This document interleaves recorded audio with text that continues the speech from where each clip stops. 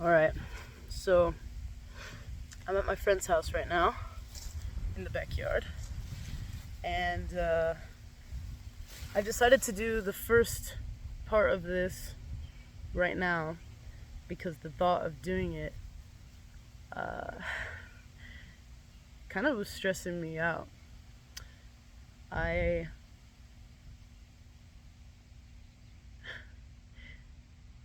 Yeah, and I'm not gonna edit this because I really don't feel like doing that.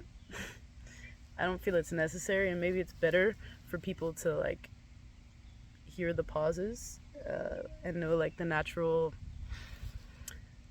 flow of my voice. So I'm sitting in the grass right now, and I'm thinking about what I can talk about.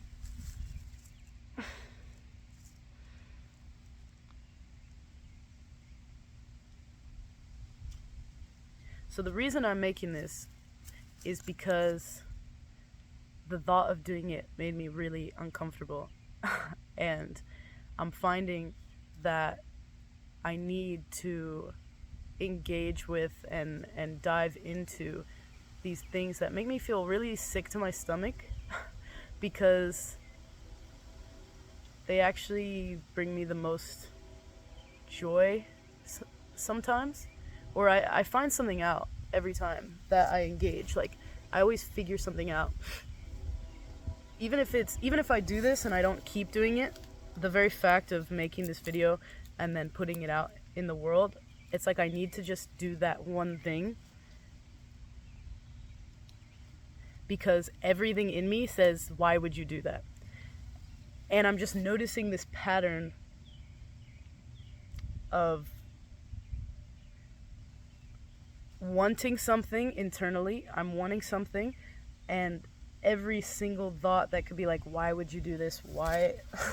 That's stupid. Like, you don't want to do that. That's what I'm told. Like, I tell myself, like, you don't want to do that. And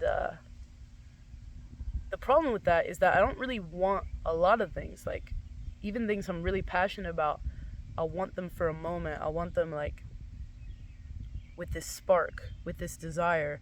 And then a lot of times once I get them, or I get to the thing I'm trying to achieve, I just lose I lose all interest. You hear the train in the background? Yeah, we have trains here. They're really therapeutic. Like, I kind of like how loud they are, how they just like sound. I'm gonna laugh. There's gonna be a lot of laughing at myself because, like,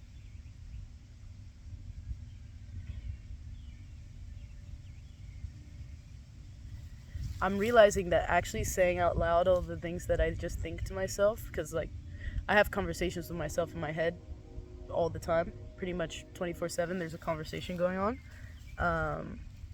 and sometimes I have them out loud also. But you know, that makes you look a little crazy sometimes. But it's not really my concern, anyways.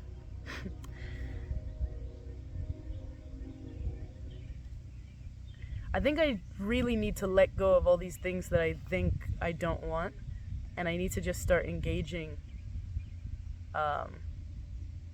more. Even if it means I end up in situations that I actually really don't want and never wanted. I think maybe there's something for me to gain through that. Oh, I also thought earlier that I must clarify that I am rambling. When I'm talking now, I am not thinking about what I'm saying.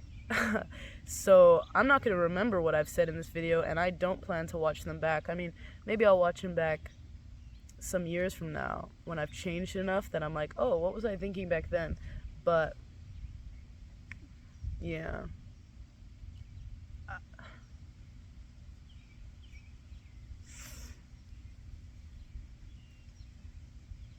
I think I'm about to sneeze. There's also this need in me. Okay, so here comes the ADHD brain. Sorry, I'm gonna jump around. One, I'm gonna record this until my friends come back. I'm at my friend's house in the backyard, and they're watching Lord of the Rings right now. And I just got off the phone with my muse, and so I'm like, I gotta do something now. I need to emit. I need to not just be stuck in my head right now. I need to be giving out. Um, so yeah, I'm gonna keep recording till they come back or till I get tired. If they don't come back by like the 40-minute mark, then we're not gonna get very far.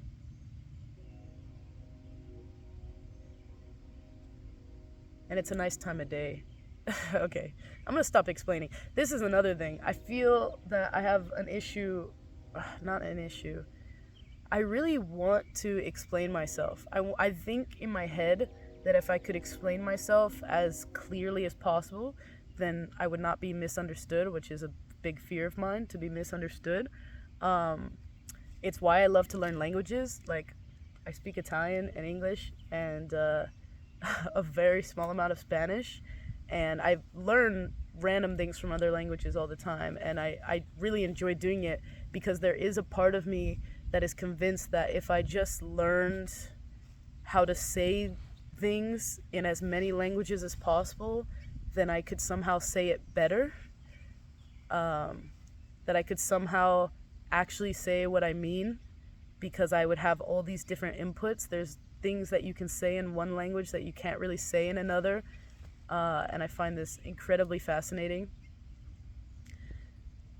I think it started actually when I was 17. I thought if I could say I love you in like every language or as many languages as possible, then maybe it would actually feel like something when I say it. Like then I would really be able to say what it means to love someone.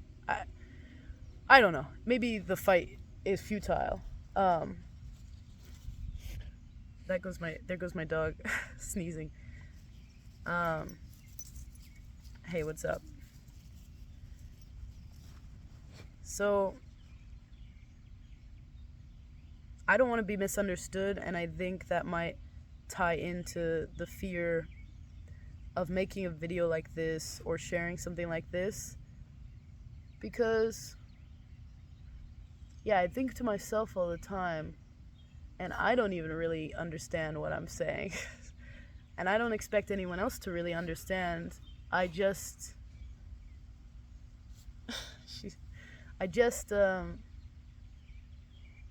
Oh, okay, my muse put it like this, okay?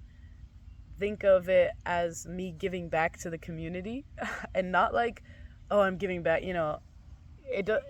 my value is just in the very fact that I exist. I recognize this. I'm valuable because I'm breathing, because I'm here. And so I imagine in that case, my giving back is just sharing my viewpoint, my voice, watching me, you can see my mannerisms, my essence in a way, diluted and specific to this black mirror that we're looking in. And somehow, perhaps, at the very least, I'm not taking anything. I'm not taking up any more space than I ever have. And in fact, I'm giving a kind of window into a perspective that is purely mine. And like, we're all the same, but we're also very not.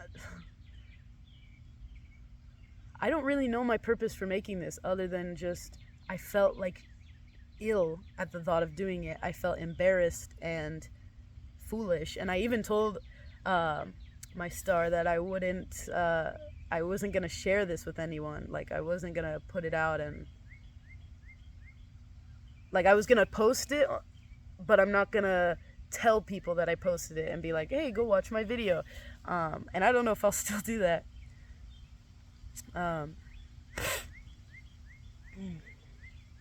Oh, I should stretch during these. Would that be crazy? Oh, I also have this habit of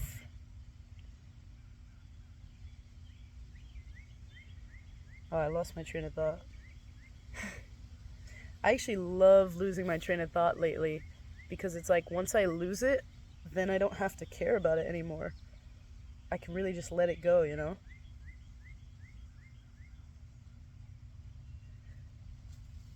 Oh, I guess I didn't introduce myself, but that's the thing. I don't feel like I'm talking to someone that doesn't know me right now. I'm talking to myself, so um, you'll see my name. It's on the thing.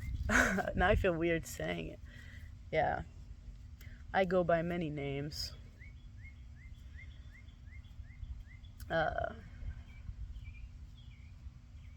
oh, I think the rest of these will probably take place in my van. When I do it again, it'll probably be in my van, which I'm currently living in right now. And I'm just kind of like hopping because it's really hot right now. Um, and I'm recording this on. Oh, hello. Uh, on my watch, I like to set a timer um, to remember things, like if I'm steeping tea or something like that. And I often forget to turn it off, and I find it really exciting because it's like I get to see how long it took me to remember that I forgot. Yeah, how long it takes me to remember. I like, because, yeah, the ADHD mind, the way that things just go out of my head the moment I'm not looking at them is quite incredible, actually. I even forget myself a lot of times, and I actually enjoy that.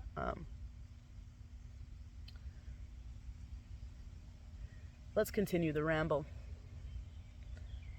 I really love service. I feel the most satisfied when I'm giving out, when I'm giving something of value to another person, whether that's work or art or just a listening ear, conversation. Yeah, I feel the most myself, and oddly enough, I forget myself is when I feel the most myself. Particularly in the hierarchy, like music is at the top. When I make music, when I'm playing music, when I'm listening to music that's really beautiful, I feel like I disappear. Oh. And time and space disappear. It's complete, like, I guess what people call like a flow state. Because I forget my body. There's no ailments, there's no hunger. It's like actual heaven, whatever heaven is conceptualized as. Hello. Go over there. And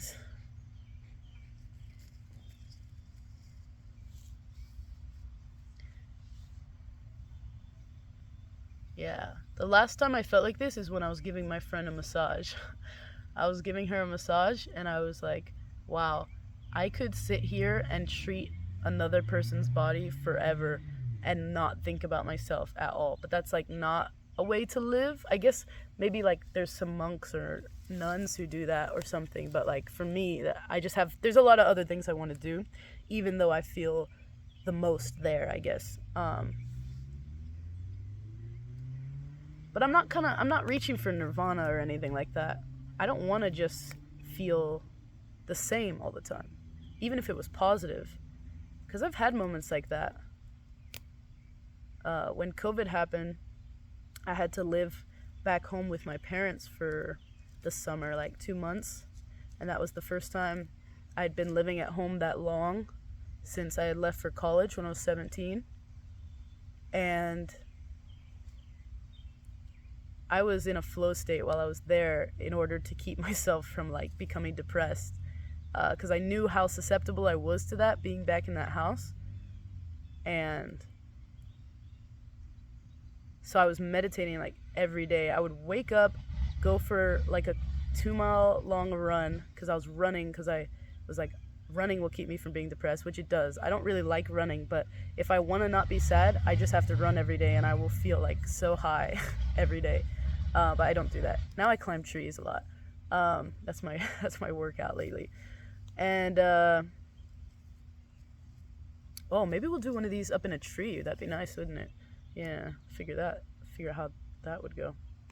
But what was I talking about? Yeah, so I would meditate for hours, like, and I can barely sit still, so it's kind of crazy that I was so good at meditating for hours like that.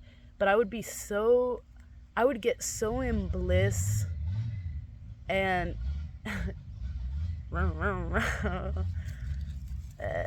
I'm in the country, if you can't tell.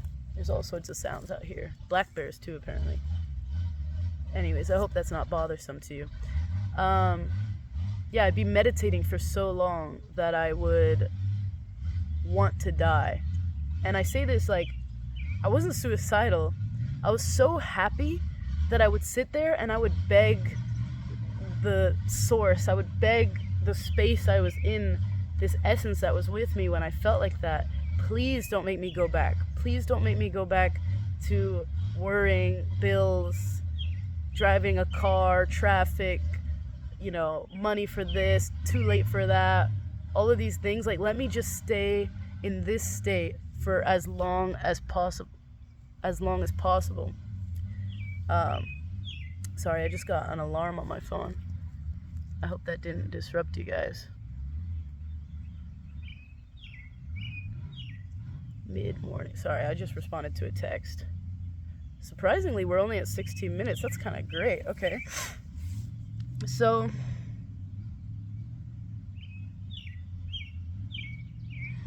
what was I talking about? Meditation. Yeah. I would sit there and I'd be like so in joy of sitting. I would meditate for so long that I'd actually fall asleep and I'd have these incredible dreams. And when I'd wake up, I would just keep meditating. Like, it was I would just stay out there for hours because I didn't want to be inside. I had nowhere else to be. I had no friends around. So I just painted every morning, drank matcha, ate big ass meals after my runs, and I would meditate. Meditation. I was talking to some of my friends about this, about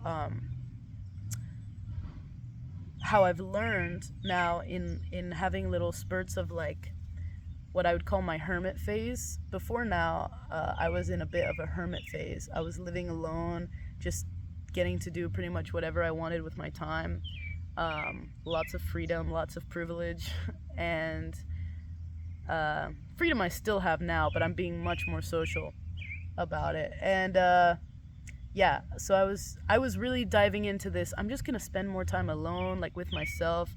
I solo traveled a year ago in Argentina for 3 months, and that time there's a whole story behind that which I can't explain, but I don't really care to at this current moment.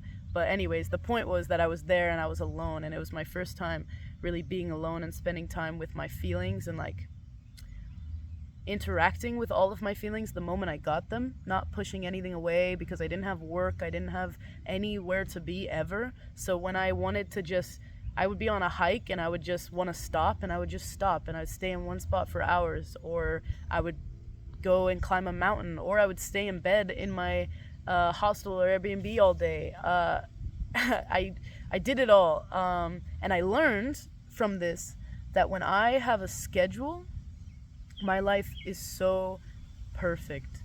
When I have a schedule that's consistent, I wake up at the same time, I do my morning walk at the same time, I eat at the same time. Before bed, I have a routine. I go to sleep perfectly. I have certain things like one day a week where I kind of abstain from so much content indulgence. For me, it's Saturday. On Saturdays, I keep myself mostly from scrolling on Instagram or watching YouTube or anything like that.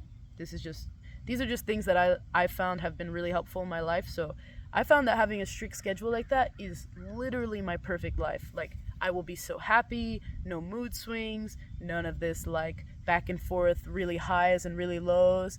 Everything's way more mellow, less dramatic.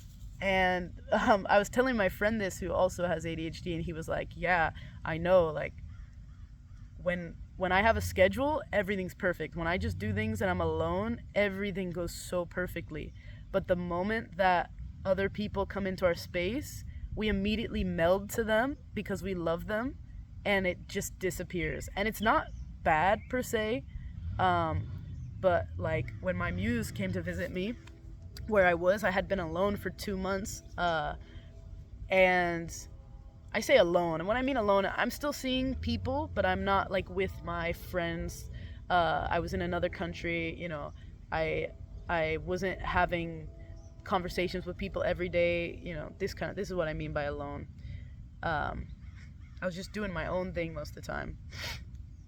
And yeah, when my muse came to visit me, my whole schedule got flipped up, and I enjoyed having her there was incredible. It was like the joy of my life, just as many things.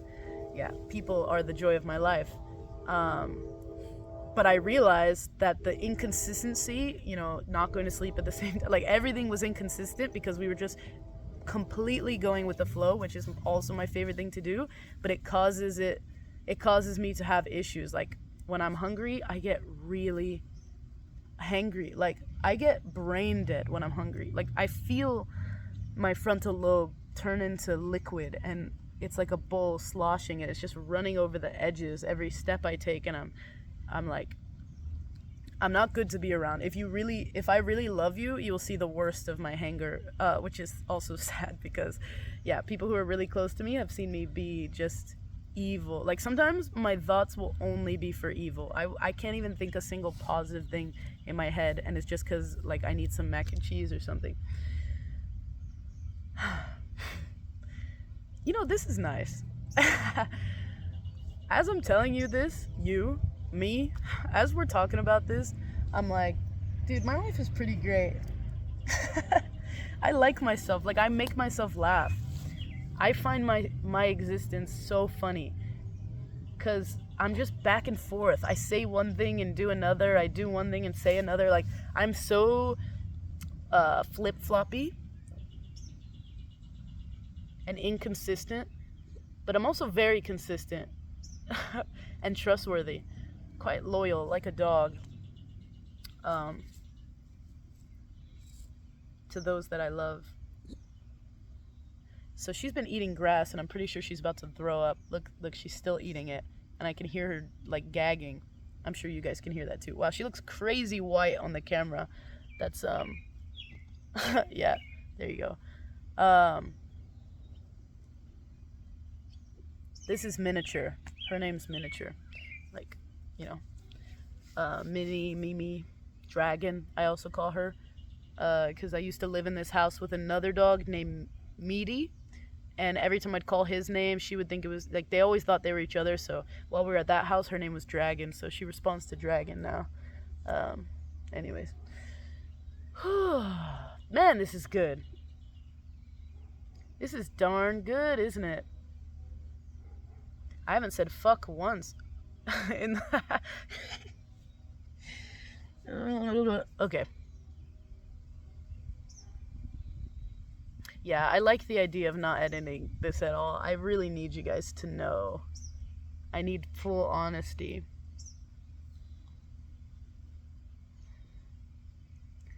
The first hurdle is just recording it. After this, the hurdle is, will I actually post it? When will I post it? Who will I share it with? Once it's posted, I'm going to post, yeah, okay. Now I'm just verbally processing. Less ramble, more verbal processing.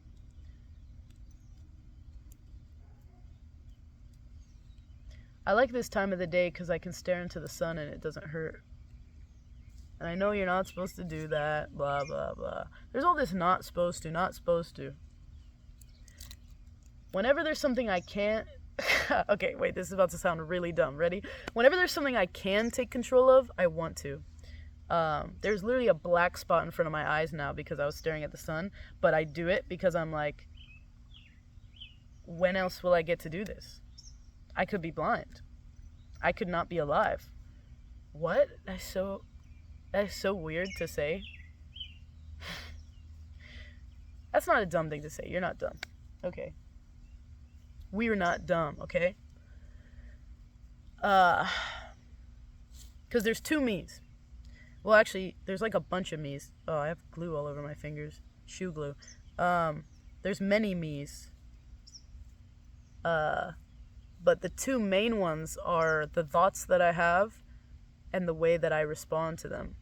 I feel a separation between these two because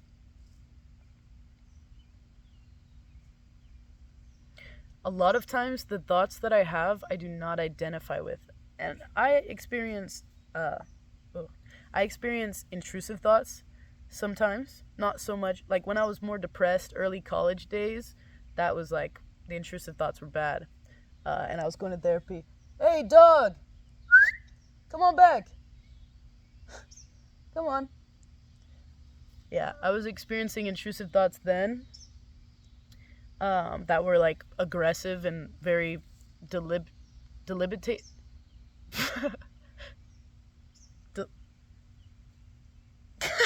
Deliberating? I'm pretty sure that's the word, but it sounds so stupid to me right now. Yeah. But now it's just like I have thoughts and I'm like, is that what I think? That's not what I think. And I have to question them and go back and forth. And I'm much better at it now. Like being alone was the time where I learned like how to be with my feelings and with my thoughts and actually realize where they came from. When I feel anything now, I can really kind of get down to the grit of it. And it's kind of easier now. It's easier now. What's easier now? Talking to myself. Yeah, talking to myself. The sun's disappearing, but we're still quite bright. I'll keep going as long as it's light. All of my dreams, not far from sight, birds of a feather, joined together in flight.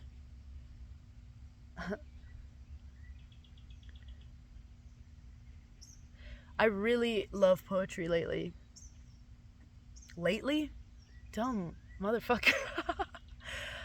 I really enjoy poetry all my life. My dad is a poet. I've been writing poetry since I could write. Oddly enough, when I was a child, all the poems I wrote were love poems. I didn't write anything except for love poems as a child. I literally never wrote about anything else. And I always wrote to this you. And Caroline Polachek has a song where she's like, who is the you I'm writing to? And I thought, man, yeah, who is the you that I was writing to? I think it's going to be important to me not to watch these back before I post them. I'm just going to let them go fully as they are. I can't imagine what kind of entertaining this would be for someone, but it's very entertaining for me. So that's the question. If this is enough, if this is entertaining for me, why could it not transcend and be entertainment for someone else? That is the most base. Like, I should be able to see that if I'm feeling it, that feeling is not just mine, but it's something that can transcend outside of where I am. I don't just do things for myself. I do them for myself, and they cascade, they ripple throughout everything else. Even if I say I'm just doing it for myself, another is always affected. So if I can be intentional about that effect and say, this is what I'm doing, it doesn't really give me any superpowers. It's just like, now I know what I'm doing. Intention. Do nothing without intention. Okay, do you know that song? When I Get Home is the album. I think that's the name of the album. Well, I'll be embarrassed if it's not, but Solange's album. Yeah, it's When I Get Home, I'm pretty sure. There's a lot about that album that I love so much. It just is such a consistent and joyous vibe. Like, one of the few albums that when I want to listen to it, I listen to one song, I'm like, let me just listen to the album. Put it on. I saw things I imagined. I love poetry because I love the duality of words having no meaning except for what we add to them. And also being able to say almost anything with poetry. Poets can say emotions, they can put word to feelings that we don't even identify. Like, on an average day we feel it, but we don't even know what it is. What's up, pup? She's looking at me really strong right now. You want it? Ready? Go! It's good to have a companion. Yeah, poetry. So I've been writing last August. I started a project where I'm writing a poem every day for a year. And I've definitely missed many days, but like I've been doing it pretty consistently. Um, and so this August, I'll start compiling them all, and eventually I'll make it into a book and put it out. Um, I don't know, like it'll be like a little zine probably. I'm not gonna try to do anything too epically fancy, but it's gonna be kind of long. So even for a zine, I might try to condense it.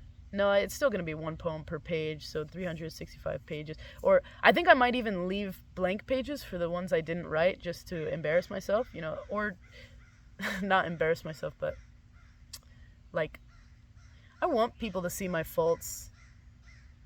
I really do. I like being exposed to myself. I am quite egotistical in that way. Like, I love when people ask me questions because I want to think about myself, and sometimes I don't think deeply unless I hear a question that makes me think about something.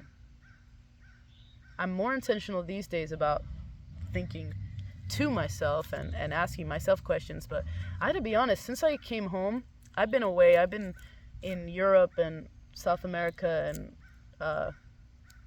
the UK for this past year. So now being like back in the States,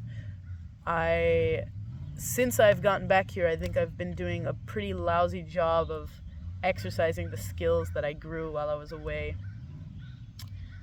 Because life has just been really different. I feel like I haven't been able to fully relax, except for at night when I'm in my van. I do feel quite relaxed, but like the whole day is so hot.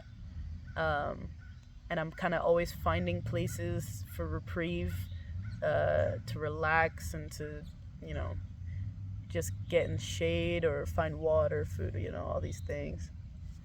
So I don't feel like totally relaxed because even my basic needs are kind of like all over the place right now. But I'm still being existential. Oh, don't you worry. The existentialism doesn't stop.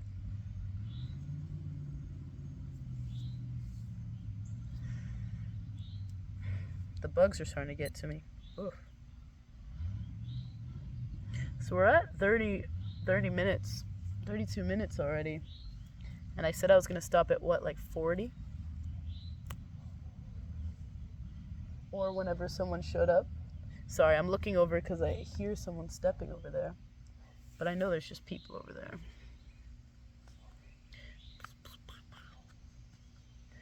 Well, maybe I'm ready to stop.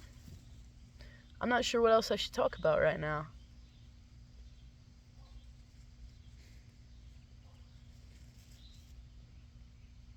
Let me take a moment.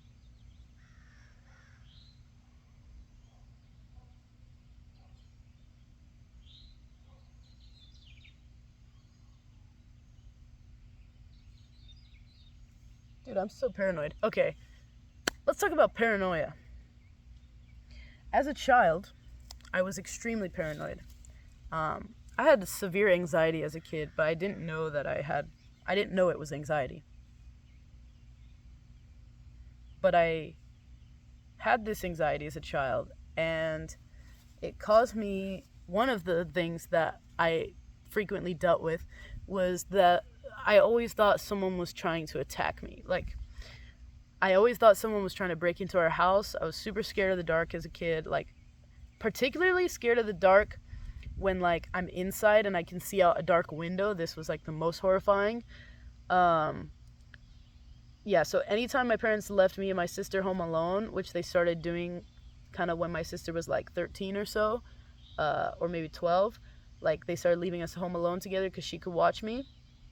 And I would be so horrified. I was afraid to go even in my hallway when the lights were out because it was fully dark in there, and just walking to the bathroom was like scary to me as a kid.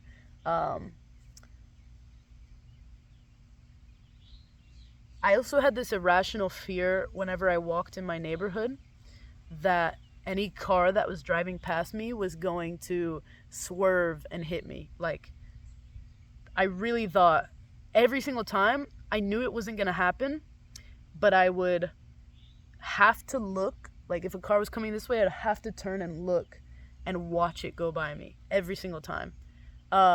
And I don't remember at what age I broke this spell, but at some point I started to tell myself, Surya, no one is trying to hurt you. No one is trying to attack you. Nobody is driving their car and thinking, yeah, I should kill this little girl. Like, this is not what people are thinking.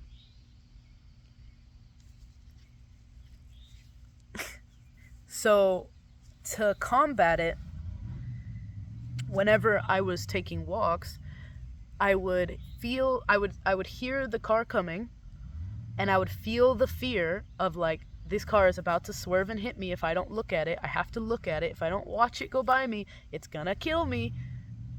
But I would literally, like, clench my fists and just make myself look forward and not turn. I'd be like, don't look, don't look, don't look. And as I felt it pass me, I felt that, like, shiver, you know, like when you're up somewhere really high, or like right before someone is about to hit you or something. I felt the shiver, like, oh, I'm about to get hit. And then, of course, the car went by, and nothing happened. And I just did that over and over again for, I don't know, weeks or something, months maybe, till it was over, till I don't feel it anymore. You know, now, I mean, it's been many years since that, but obviously now I can walk on the street, and I don't feel like people are trying to hit me. I think maybe once I got to the age of driving too, that really helped, because then I realized, wow, that's crazy that I used to think people would want to hit me. Like, why would someone go out of their way to ruin their own day like that? Like, that would cause so many problems for the person to hit someone. Like, it's so irrational. It was incredibly irrational. But yeah, paranoia is like that. It doesn't usually base itself on rationale and reality. But it was just these kind of deep-seated fears, and I just had to change my response. I couldn't change the fear being there, but I had to change what it felt like, or how I responded. Not what it felt like, how I responded to it. I changed my behavior, and then that changed the whole situation. It doesn't even happen anymore. So that's nice. I still have some slight paranoias. Every now and again, I'll be around people and think, you know, do these people really like me? Or, you know, but those thoughts don't really last long, because I really can't be bothered if people like me or not. It's like, if they're choosing to be around me, then obviously that's their choice. Like, I have nothing to do with that, really. Or I do have something to do with it, and it's positive, because they're choosing to be around me, obviously. Like, they probably aren't some sort of sadist where they're thinking, wow, I'm gonna hang out with this person so that I feel bad because I hate being around them. Like, that sounds, even just the conception of that is really kind of dumb. So yeah, I don't worry so much about what other people think. I'll think it for a moment, but it passes. Lately, I've been most concerned with comparing myself to other people. That's been kind of a thing that I've realized that I was doing. I didn't realize I was doing it, actually.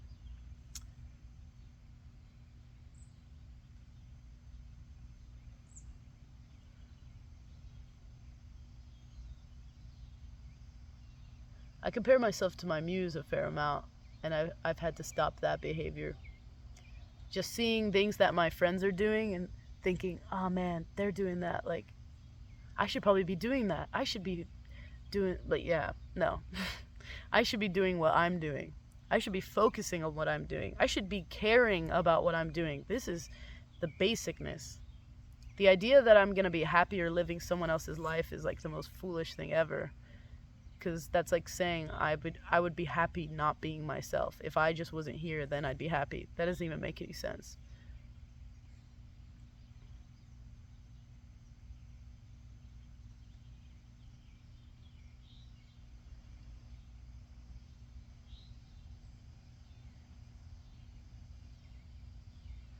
I read a lot because I want more knowledge. Not so I can be really smart, but because there's just so much information. So I like reading like informational type things. I don't really like reading fantasy and things like that so much. I enjoy fantasy, but not reading it so much. Except I really like the Redwall series. I do really enjoy those books. The mice. Uh, I think I'm gonna let this go to a solid 50 minutes if nobody comes. Then at 50, I will really stop it. So we got 10 more minutes together. Why 50? Arbitrary. I choose arbitrary things all the time. It keeps me going because I often don't really know what to choose. Like, what should be the line? What should be the marker, the endpoint? What are you looking at, dog? Sometimes she stares and I'm like, she sees things I don't see. Fairies, sprites. You okay? Oh, they're home. I hear them. Okay, I'm gonna keep talking until they come up and bother me. I'm gonna see if I can make it 10 more minutes. Or maybe I should just end it here. You're gonna watch me watch my dog. I don't even know what she's doing. Sneezing. Here they come. What's up? Oh. You wanna go see your friends? Alright. Well, then it's time to go. The family's home. I need to go get my socialization and love. Well, thanks for being here with me. It's been a pleasure. Hey man, you wanna get on the pod? Okay, time to say goodbye. Love you.